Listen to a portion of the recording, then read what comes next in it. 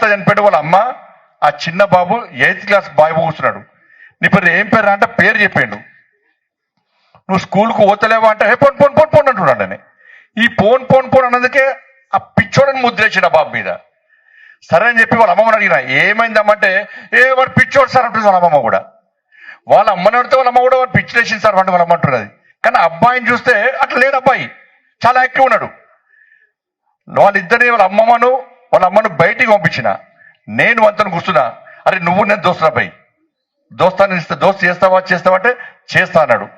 అన్ని వేరే విషయాలు మాట్లాడి నువ్వు స్కూల్కు పోవాలంటే నేను ఏం చేయాలి అన్న. పోను సార్ అన్నాడు. మీ ఫ్రెండ్స్ పేరు చెప్పా అంటే 6 ఫ్రెండ్స్ పేరు చెప్పారు. వాళ్ళకి ఏముంది అన్న. సార్ వాళ్ళకు అందరికీ సైకిల్ ఉన్నాయి, నేను సైకిల్ ముడితే నన్ను కొడుతున్నారు. వాళ్ళ 6 సైకిల్ ఉన్నాయి, నేను వాళ్ళ సైకిల్ ముడితే నన్ను కొడుతున్నారు సార్ అని చెప్పాడు. అప్పుడు అర్థమైపోయి సైకిల్ పంచాయతీ అని చెప్పని. నేను అడిగినా మరి స్కూల్కి పోవాలంటే ఏం చేయాలంటే నేను పోను సార్ అంటాడు వాళ్ళ. సరే నీకు సైకిల్ కొనిస్తే పోతావా అంటే ఆయన ఫేస్ మొత్తం వెలిగేది ఒకసారి. అప్పుడు సైకిల్ కొనిస్తే స్కూల్ పోతాడు. మరి సైకిల్ కొనిస్తే స్కూల్ పోతావు, ఇయ్యాలే కొనిస్తా సైకిల్ అన్న.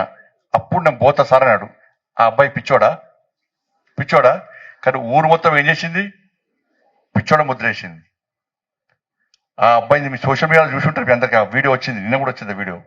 ఆ అబ్బాయిని తీసుకుపోయి నేనే స్వయంగా తీసుకుపోయి సైకిల్ స్టోర్ పోయి సైకిల్ కొనిస్తే ఇలా అబ్బాయి ఒక 10 నెలల రోజుల క్రితం కూడా ఫోన్ చేసి సార్ నేను రోజు స్కూల్ పోతున్నా సార్, సైకిల్ను రోజు తూడ్చుకుంటున్నా సార్, నేను సైకిల్ను శుభ్రంగా